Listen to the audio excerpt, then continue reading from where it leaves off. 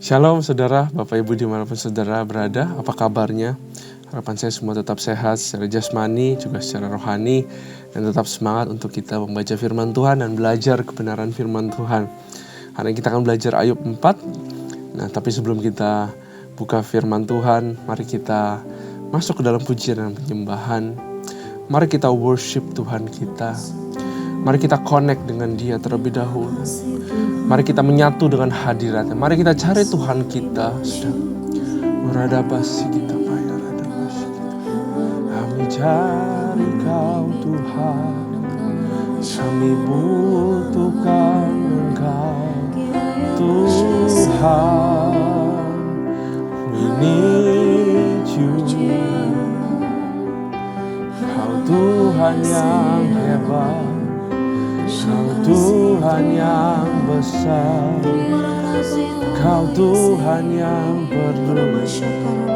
You are my God, the living God, the King of Kings. Hanya Engkau, Juru Selamatku, Tuhan Kau setia padaku.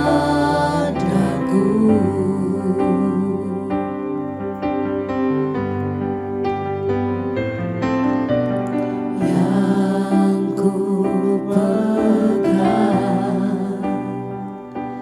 hanya janji-Mu, ku percaya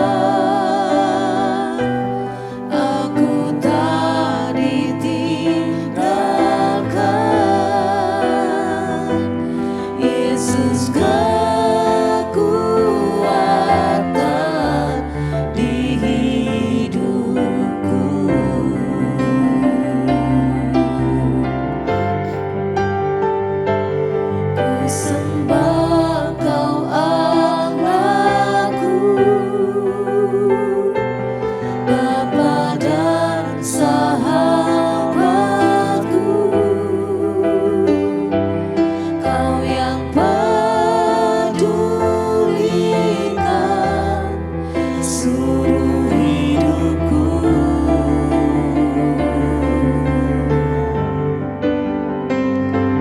Walau lewati lembah, aku tak ditinggalkan. Yesus kekuatan di hidupku.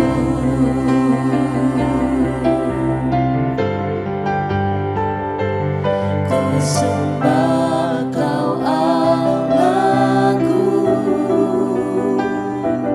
Bapa dan sahabatku. Kau yang pedulikan seluruh hidupku.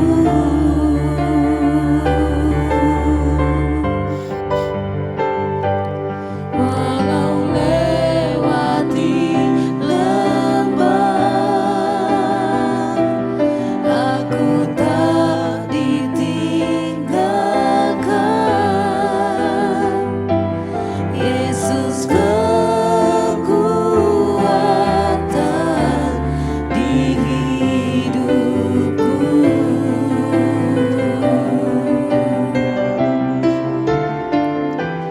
Yesus kekuatan di hidupku.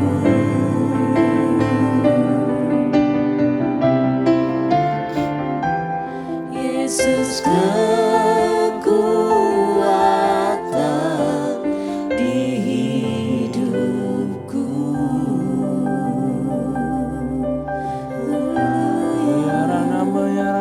Semakin setia Kau kekuatanku, Tuhan. kekuatan Kasih-Mu kekal senantiasa, Tuhan.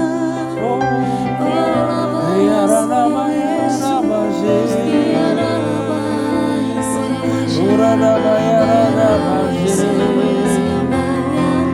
Kau yang pedulikan aku, Kau yang anggapku sahabatku, Tuhan.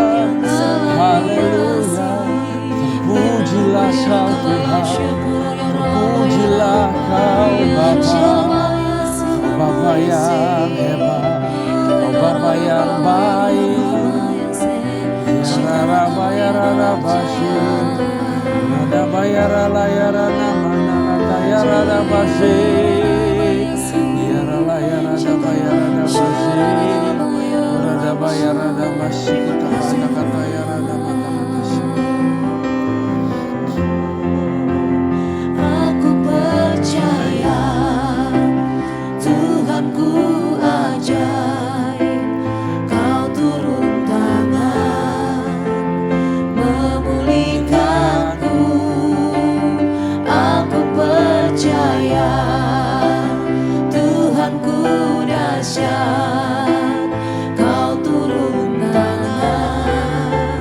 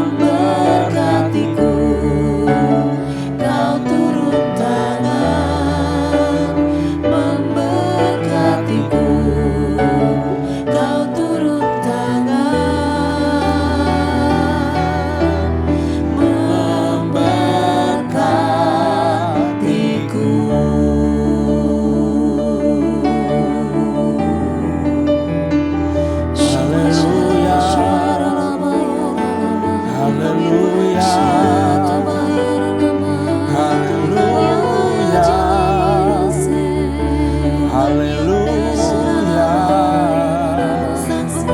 Ya rala ya rada ba ya rada basi. Ya rala ya rada basi. Thank you, Jesus. Bapa, berkati urapi kami di dalam pembelajaran kami sekarang.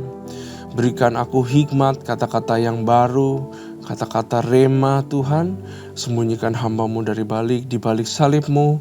Kami semua minta pengertian, wisdom to understand the word of God. Biar kami semua beroleh transformasi kehidupan. Benih yang ditabur ke dalam kehidupan kami boleh berbuah buat orang-orang. Dan boleh ada buah dalam segala perilaku kami karena kami ditransformasi oleh firman-Mu. Itu doa kami Tuhan. Kami siap untuk baca di dalam nama Yesus. Kami berdoa, amin. Nah saudara, mari kita buka Ayub. Pasal yang keempat. Kemarin pasal yang ketiga. Sekarang Ayub pasal yang keempat.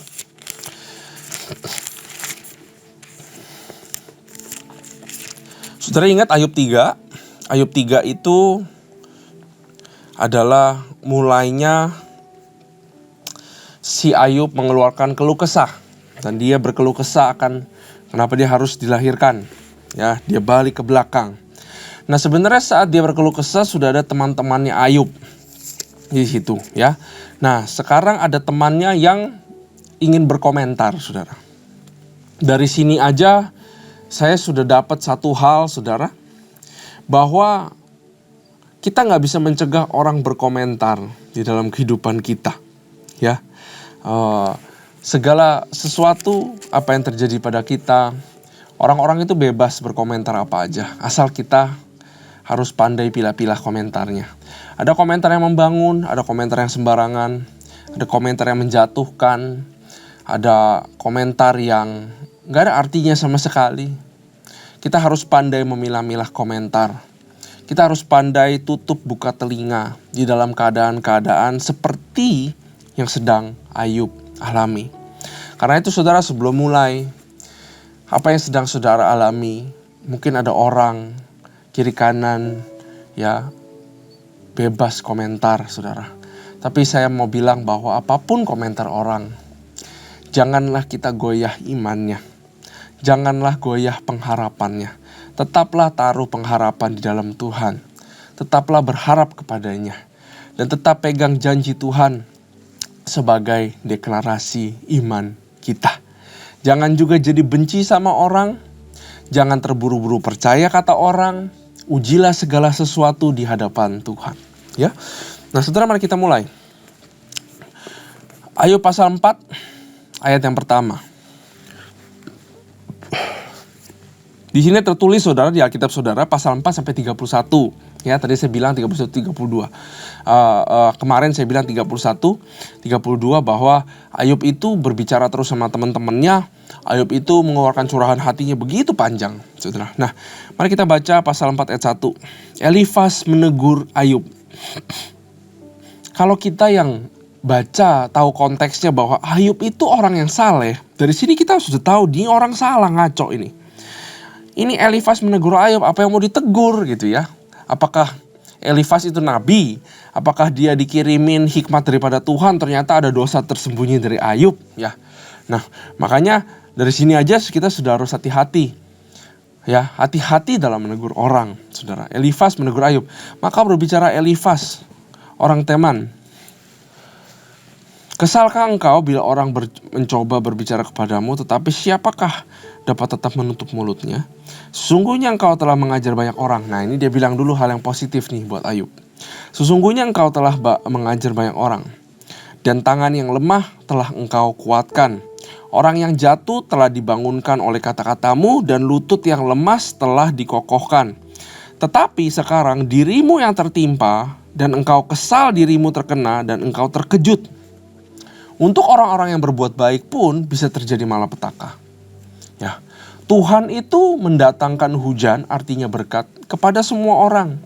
Baik orang baik, orang benar, maupun orang murtad, orang jahat, penjahat sekalipun, Tuhan masih kasih kebaikan. Karena kebaikan Tuhan tidak bisa dimengerti dengan kepala kita, saudara. Kenapa Tuhan masih memberikan kebaikan buat orang-orang jahat? Ya, Karena supaya dia tahu bahwa di dalam kehidupannya yang adalah jahat, ya, dia sepatutnya tidak menerima yang baik, tetapi dia terima yang baik. Satu-satu hari kalau Tuhan berkehendak untuk ambil dia jadi anaknya, maka orang ini akan mengerti bahwa walaupun kehidupannya begitu bejat, ternyata ada satu kuasa yang ternyata datang dari yang namanya Yesus Kristus, yang terus memberikan kebaikan, tetap memberikan senyum dan sukacita kepada kehidupannya, saudara. Ya, jadi saudara, di sini Elifas implies bahwa Ayub itu ternyata orang yang suka membangun kehidupan orang. Dia adalah inspirator. Ya, dia son of encourager. Ya, Barnabas artinya son of encourager. Nanti di Perjanjian Baru ada orang namanya Barnabas. Ya, artinya son of encourager. Ayub ini kehidupannya encourage orang. Dia menjadi inspirator buat orang-orang. Dia menguatkan orang-orang yang lemah. Di sini kasih kita pelajaran bahwa di dalam kehidupan haruslah kita menjadi seperti Ayub, saudara. Ayub punya banyak, dia punya segalanya. Tapi tangannya itu tetap rajin untuk encourage, untuk membantu orang-orang. Nah, saya bacakan ayat tambahan yang saya mau bagikan kepada saudara. Ibrani 3 ayat 13. Tetapi nasihatilah seorang akan yang lain setiap hari, selama masih dapat dikatakan hari ini, katanya. Supaya jangan ada di antara kamu yang menjadi tegar hatinya karena tipu daya dosa. Ya, saudara, ini adalah pelajaran pengingat buat kita supaya kita hidup di dunia menjadi orang-orang yang pakai mulut kita, yang pakai tangan kita untuk menguatkan, untuk encourage orang-orang. Sudah terlalu banyak, saudara, orang-orang yang hatinya kecil, hatinya terhimpit karena permasalahan dunia. Makanya Tuhan itu matanya selalu mencari orang untuk diberikan kekuatan. 2 Tawarik 16 ayat 9 kalau saudara buka. Ini luar biasa firman-Nya. Karena mata Tuhan menjelajah seluruh bumi untuk melimpahkan kekuatannya kepada mereka yang bersungguh hati kepada Dia. Mata Tuhan menjelajah seluruh bumi untuk memberikan kekuatannya. Kita sebagai seorang agen kasih juga harus menjelajah ke kiri kanan kita untuk siap memberikan kekuatan kepada orang-orang. Nah, itu tentang mengencourage, saudara. Tapi kita juga perlu di-encourage, bukankah seperti itu? Nah, baiklah kita untuk supaya kita bisa di-encourage, marilah kita belajar untuk terbuka. Kalau kita nggak terbuka, orang nggak akan tahu apa yang kita alami. Kalau kita nggak terbuka, orang nggak akan tahu isi hati kita. Maka kekuatan dari Tuhan pun susah disalurkan kepada kita, karena kita tidak terbuka. Makanya Tuhan suka sekali sama umatnya yang datang kepadanya dengan apa adanya. Kalau memang ada keluh kesah, kalau memang ada sesuatu yang berat, curahkanlah kasih Tuhan. Dan saya percaya waktu kita curahkan kasih Tuhan, Dia nggak anggap itu sebagai komplain. Dia nggak anggap itu sebagai sungut-sungut. Tapi yang diberikan kepada Tuhan justru adalah kekuatan. Saat kita jujur di hadapannya, bahwa Tuhan, aku nggak mampu lagi Tuhan. Sekuat-kuatnya rohaniku, otot rohaniku, ini sudah terlalu berat Tuhan. Aku terbuka Tuhan, aku butuh penguatan daripadamu. Kalau saudara bicara seperti itu, saya yakin akan datang kekuatan daripada Tuhan. Tapi bagi orang yang sok kuat, ya, tapi bagi orang yang tidak mau terbuka, maka kita akan sulit untuk mendapatkan yang namanya penguatan. Apa sih encouragement itu, saudara? Encouragement adalah kata-kata atau perbuatan yang tepat sasaran pada waktu yang tepat. Ya, jadi waktunya harus tepat dan sasarannya juga harus tepat. Itu adalah encouragement. Ya, dapat dari mana saya ini? Saya dapat dari Amsal 25 ayat 11. Perkataan yang diucapkan tepat pada waktunya adalah seperti buah apel emas di pinggan perak. Ya, artinya adalah perkataan yang tepat pada waktunya dan juga tepat sasaran. Itu namanya encouragement. Ya, kadang-kadang kita mengencourage orang tuh kita suka korek-korek kesalahan orang loh, saudara. Ya, kita anggap itu sebagai encouragement untuk benerin jalan dia. No. Encouragement itu hanyalah untuk membangkitkan semangat. Ya. Nah, mari kita lanjut baca, saudara. Ayat yang ke-7. Camkanlah ini. Siapa binasa dengan tak bersalah? Dan di manakah orang yang jujur dipunahkan?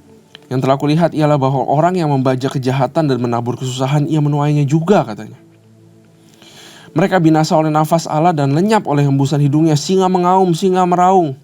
Patahlah gigi singa-singa muda, singa binasa karena kekurangan mangsa, dan anak-anak singa betina bercerai-berai. Suatu perkataan telah disampaikan kepadaku dengan diam-diam, dan telingaku menangkap bisikannya waktu bermenung oleh sebab khayal malam ketika tidur nyenyak menghinggapi orang.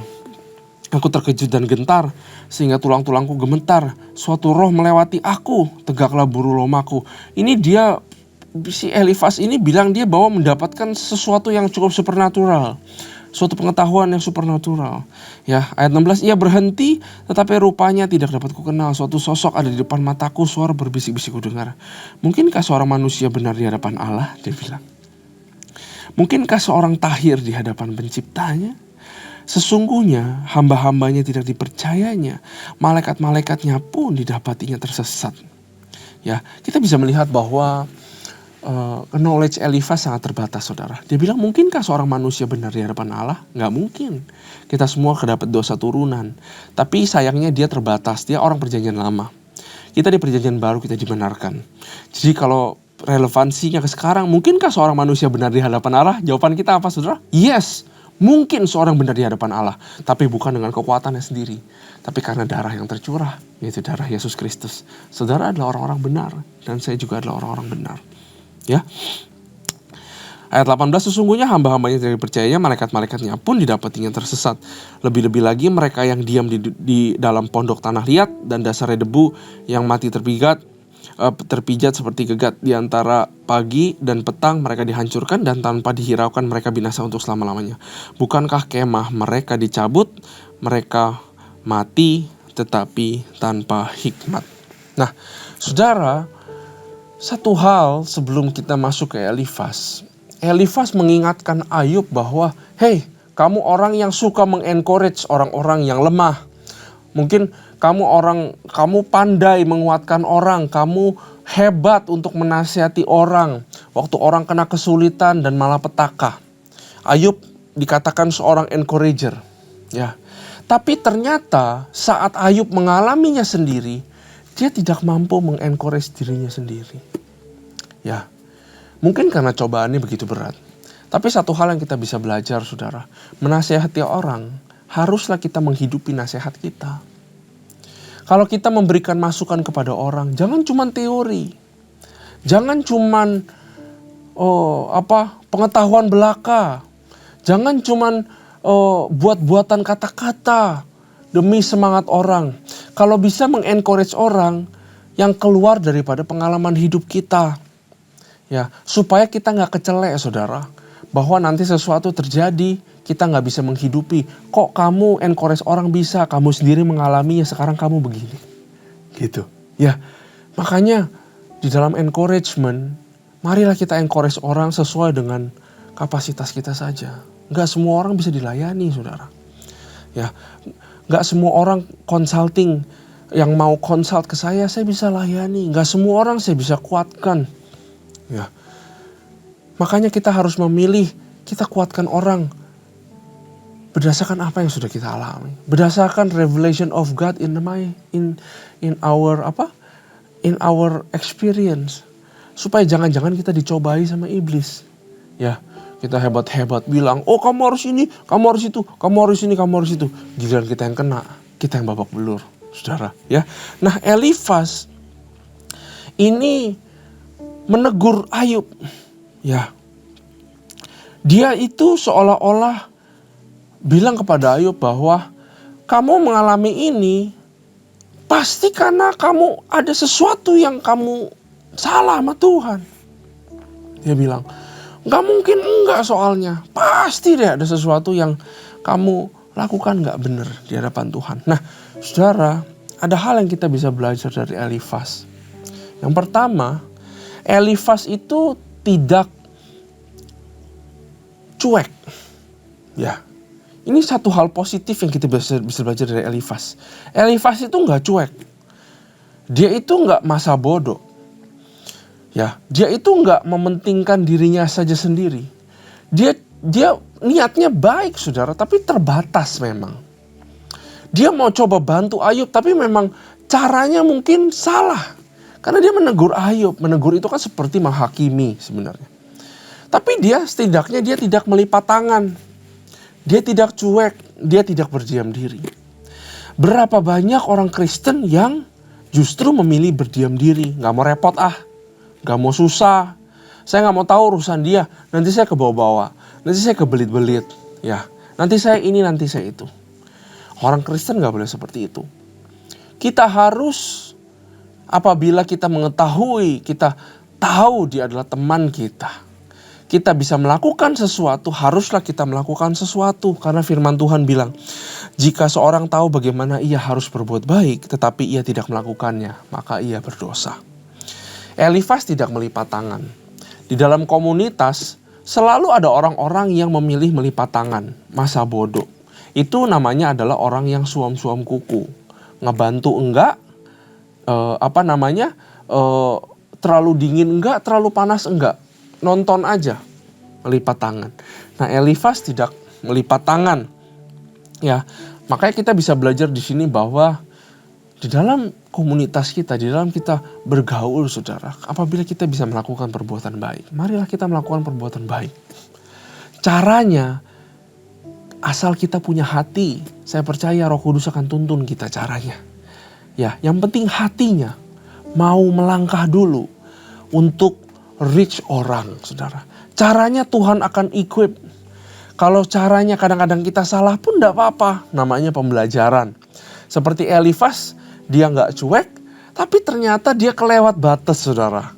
Dia bukannya mengencourage, dia bukannya melemahkan, menguatkan yang lemah, yang daripada Ayub, malah dia menunjuk. Ya, dia justru menunjuk. Kamu pasti ada sesuatu yang salah. Coba kamu pikir, dibalut-balut, saudara, dengan puisi. Ya, seolah-olah Elifas itu menghakimi. Jangan sampai kita menghakimi, saudara. Ya, kadang-kadang kita bingung di mana sih batas penghakiman. Tuhan sendiri mengangkat hakim, bukankah seperti itu? Nah, batas yang dimaksud adalah kita tidak boleh main hakim sendiri. Saudara. Artinya apa? Artinya menentukan benar atau salah berdasarkan pandangan kita, berdasarkan kita punya kepintaran. Ya. Atau menentukan benar dan salah untuk keuntungan diri sendiri. Ya. Jangan menghakimi orang daripada apa yang nampak, tetapi hakimilah dengan adil. Ya, saudara, Elifas terbatas pengetahuannya. Tapi dia karena tergerak oleh belas kasihan, caranya salah, dia malah menunjuk. Dia malah menghakimi, saudara. Jangan lihat dari luarnya. Ya, di dalam komunitas, jangan lihat dari luarnya, saudara. Karena kita gak pernah tahu dalamnya. Hanya Tuhan yang tahu cerita seseorang. Bagaimana seseorang sampai seperti itu? Entah dia berbuat salah, entah dia terkena malapetaka, entah dia sial, saudara. Entah dia melarat, entah dia ini, entah dia itu, saudara. Semua orang punya ceritanya masing-masing dan harus dihargai. Tuhan tahu cerita mereka. Kalau kita nggak tahu ceritanya 100%, apa hak kita untuk menyimpulkan sesuatu tentang orang ini? Ini sangat bahaya. Ya, kita belajar dari Elifas. Jangan karena datanya masih sedikit, kita cepat-cepat mengambil kesimpulan. Kalau memang datanya nggak lengkap, kita nggak tahu cerita orang ini. Lebih baik kita tutup mulut. Artinya apa? Tetap ke orang itu. Ya, tapi nggak usah seolah-olah memberikan jalan keluar atau memberikan jawaban kenapa kamu mengalami ini. Tapi kuatkanlah imannya, biar dia tetap percaya sama Tuhan. Berikanlah dia semangat. Ya, itu namanya encouragement. Nah, saudara, pasal keempat ini nanti akan lanjut ke pasal yang kelima.